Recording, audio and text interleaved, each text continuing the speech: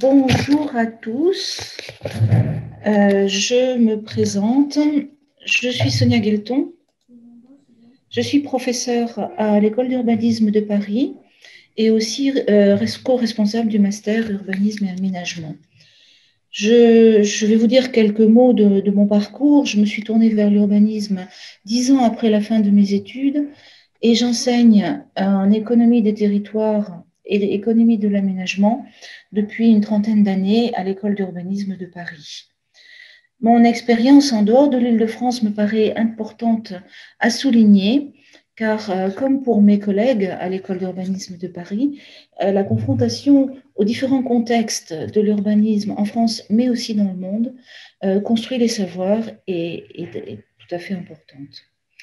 Je vais vous parler de l'urbanisme et de ce que notre formation permet de faire à l'issue.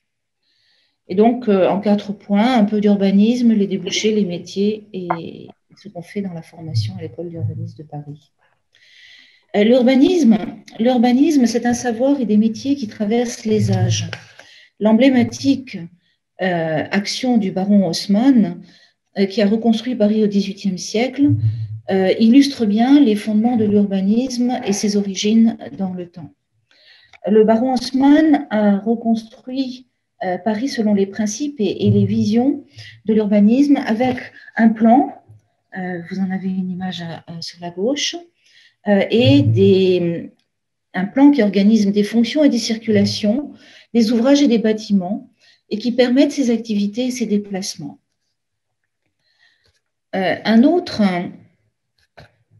Une autre action emblématique de l'urbanisme en France est celui de la création des villes nouvelles décidée en 1967 par le préfet Delouvrier. Encore une fois, l'urbanisme s'est traduit d'abord par un plan. Vous avez une image historique sur la gauche, un plan et des projets. Et ici, sur la droite, vous avez le projet du palais d'Abraxas, imaginé par l'architecte Bofill, et qui se trouve, que vous pouvez visiter à Noisy-le-Grand, à une station de RER d'ailleurs, des bâtiments de l'École d'urbanisme de Paris. Il est important dans ces deux exemples de montrer que l'urbanisme, à cette époque, était une pratique et des décisions qui venaient de l'État, des préfets, et qui mettaient en place l'urbanisme sur les territoires. Le contexte décisionnel a changé en 1982 en France avec les lois de décentralisation, et ce sont aujourd'hui les villes qui décident de l'urbanisme sur leur territoire.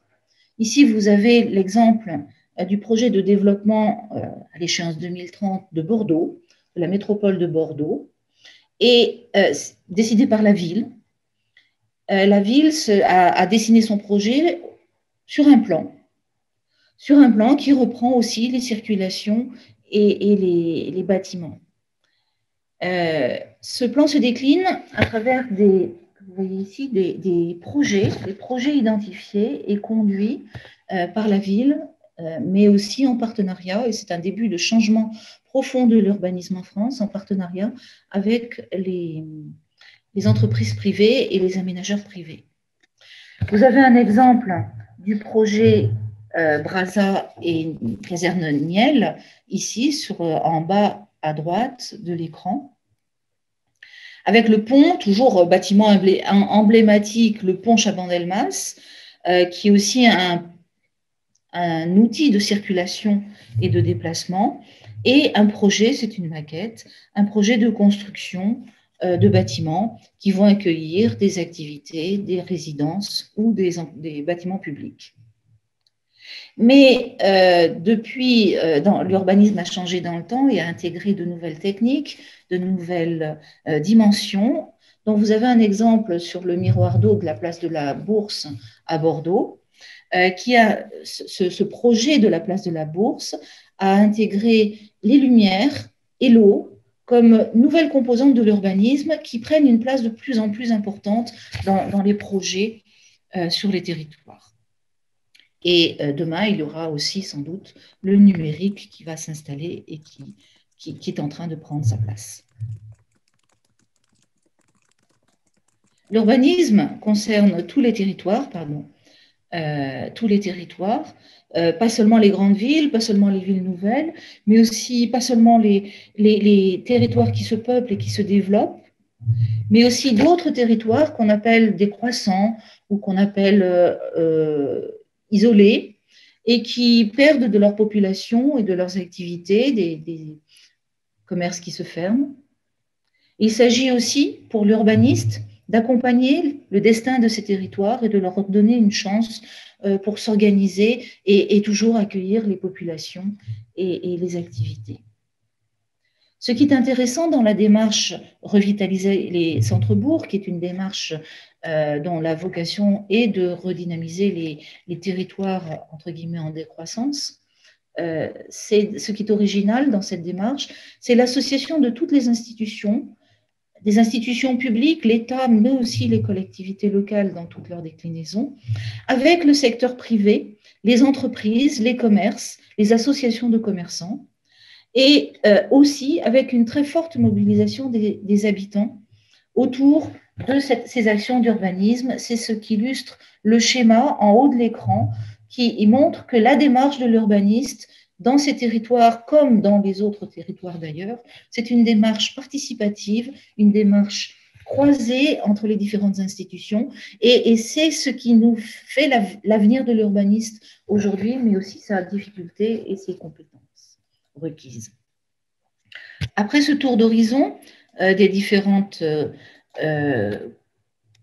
composantes de l'urbanisme en France, un tour d'horizon non exhaustif, bien sûr, des différentes pratiques, je vais me tourner vers ce que vous, futurs étudiants à l'école d'urbanisme de Paris, vous pourriez trouver comme métier dans l'urbaniste.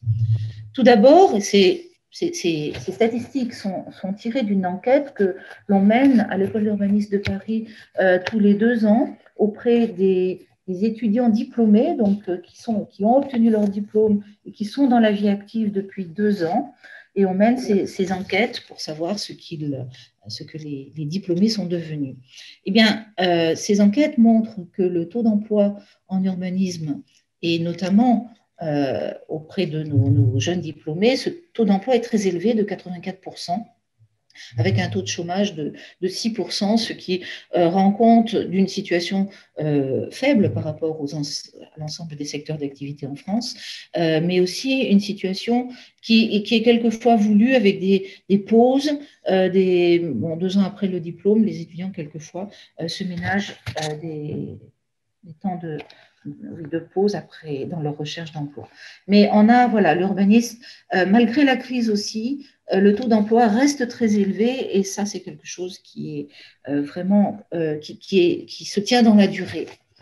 Ce sont aussi des emplois stables avec 67% des contrats de travail en CDI et un salaire qu'on dirait honorable qui augmente d'année en année, après les différentes enquêtes d'insertion, le niveau de salaire augmente un peu et surtout, il augmente dans le temps. Quand on regarde des enquêtes un peu plus longues, on s'aperçoit que le salaire n'est pas forcément très élevé à la sortie du diplôme, mais 5 ans après, 7 ans après, le salaire franchit des barres beaucoup plus élevées.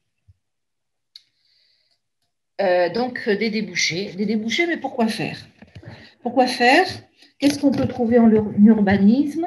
La palette d'intervention des diplômés des métiers de l'urbanisme est assez large, ce qui permet à chacun de valoriser ses compétences autour de 4 pôles qui se complètent pour faire la ville.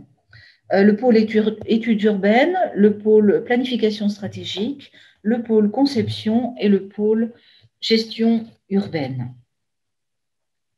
Ces pôles renferment chacun des actions complexes. Ici, vous avez en haut le pôle études urbaines qui mobilise de nombreuses agences privées, des experts, mais aussi des cabinets,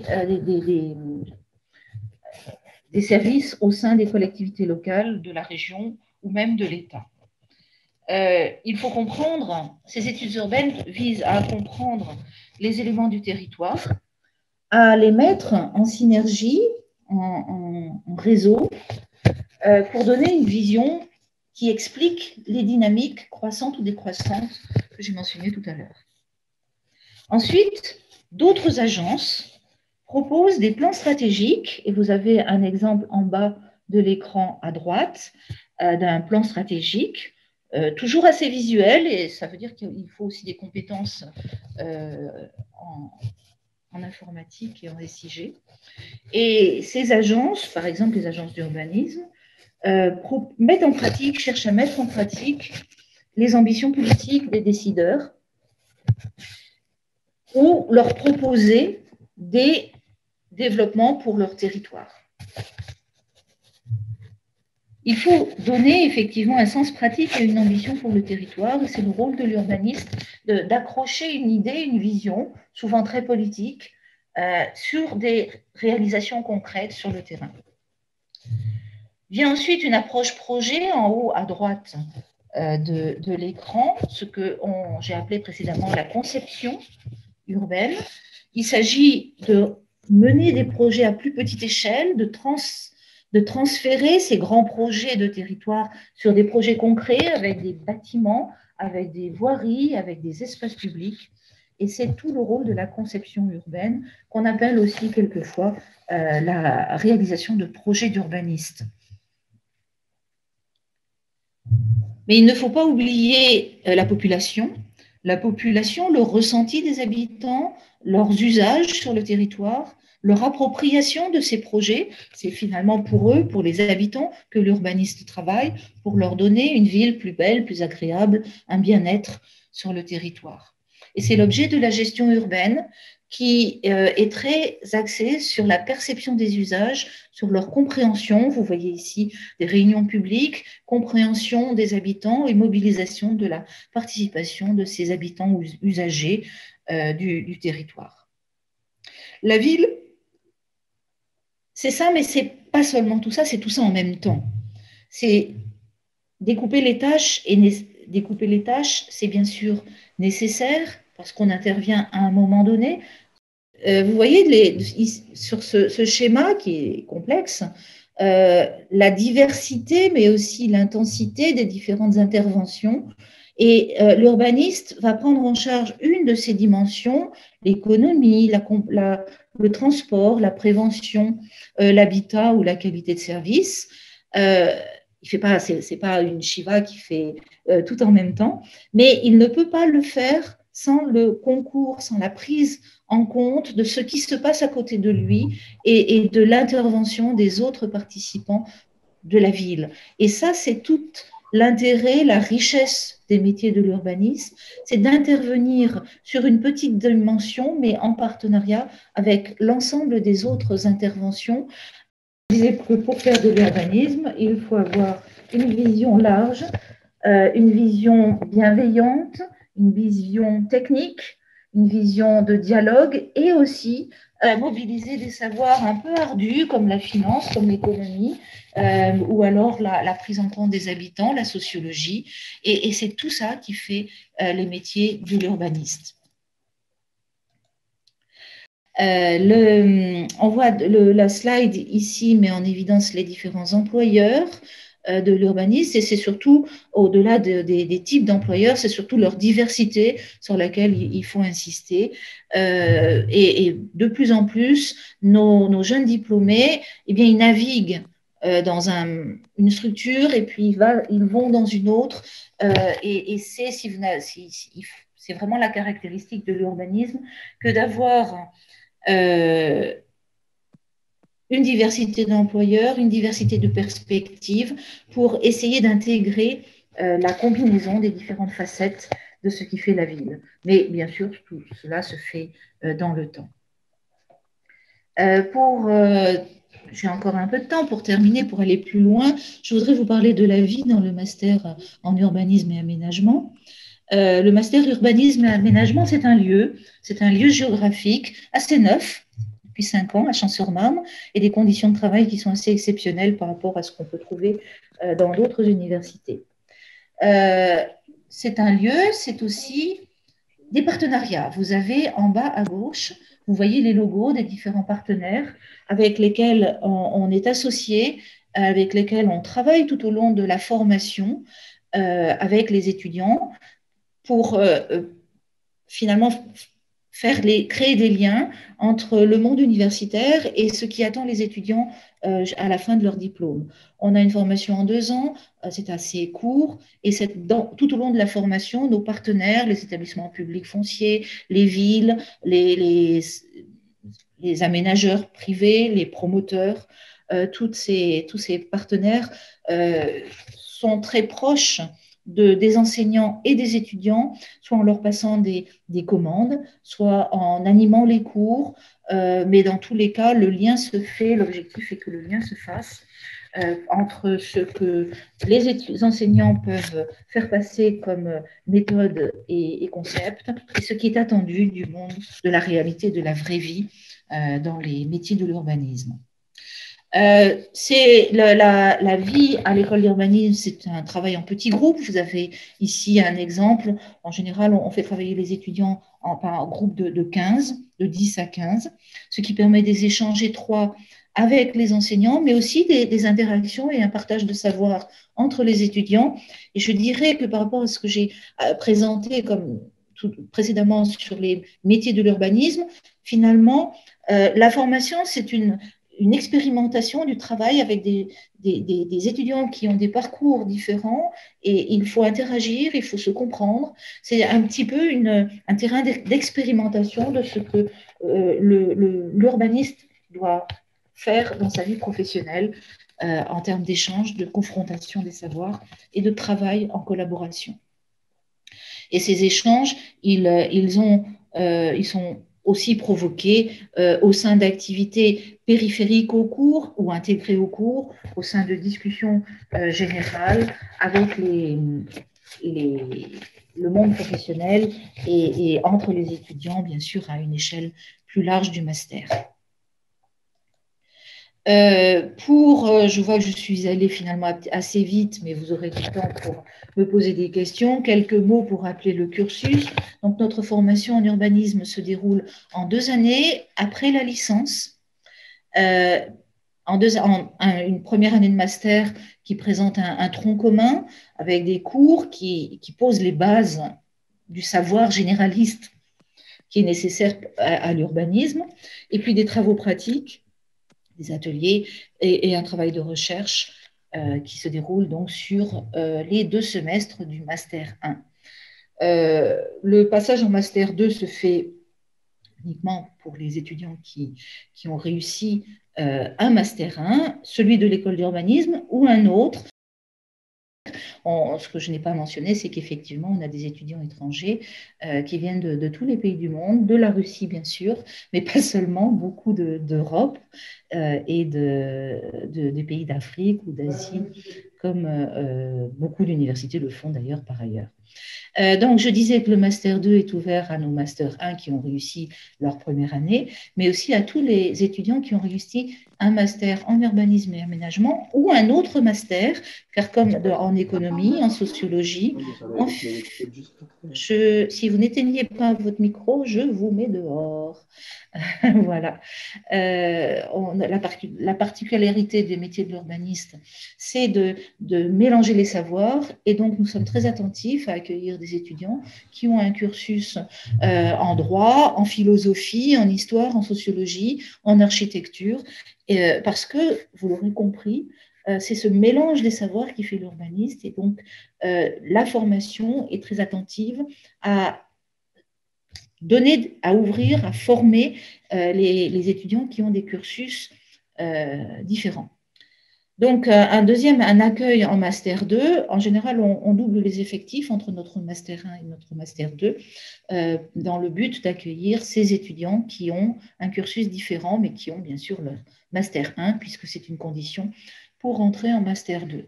Le travail en Master 2 se fait par petits groupes ciblés sur une des fonctions, des actions de l'urbaniste, dont vous aurez compris qu'elle doit s'intéresser aux autres fonctions, mais elle permet aussi d'entrer dans les métiers de l'urbanisme par une spécialité. Donc, vous avez ici les thèmes. On offre aussi 2 parcours en alternance sur l'habitat et sur le développement urbain intégré. Je vous invite à aller écouter mes collègues qui présenteront l'ensemble de ces 9 parcours. On est assez fiers d'avoir un parcours à l'international avec 2 sous-options, les options Ville du Sud et l'option Europe. L'option Europe est un parcours en anglais. Et mes collègues russes qui viennent s'infiltrer dans la conversation pourront, s'ils arrivent, mais en général tout le monde parle anglais couramment, pourront suivre la formation en anglais.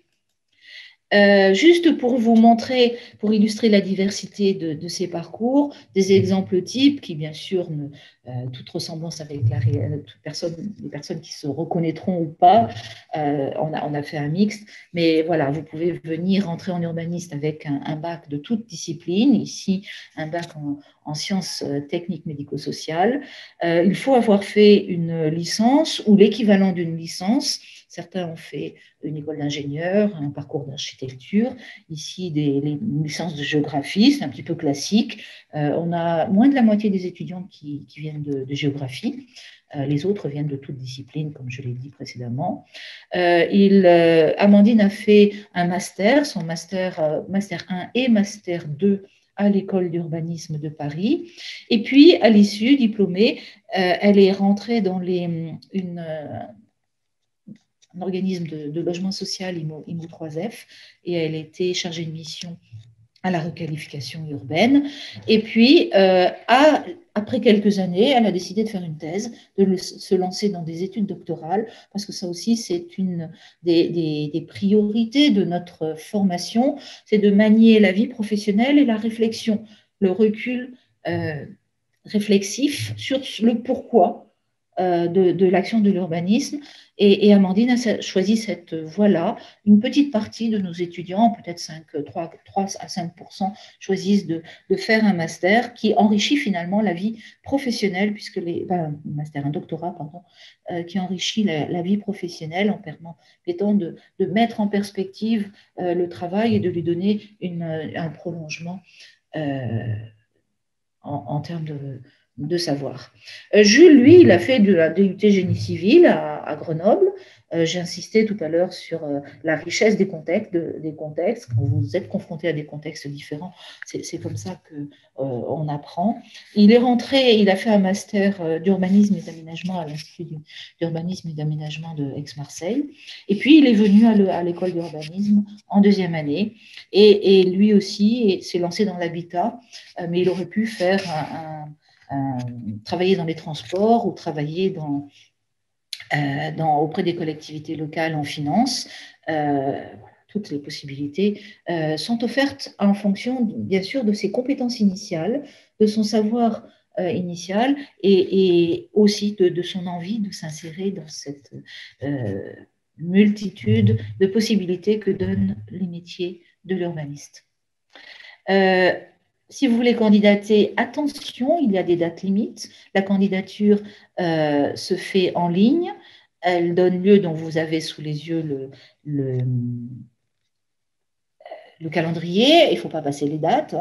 Il faut remplir, il faut passer par toutes les fourches codines d'une candidature en master 1 ou en master 2.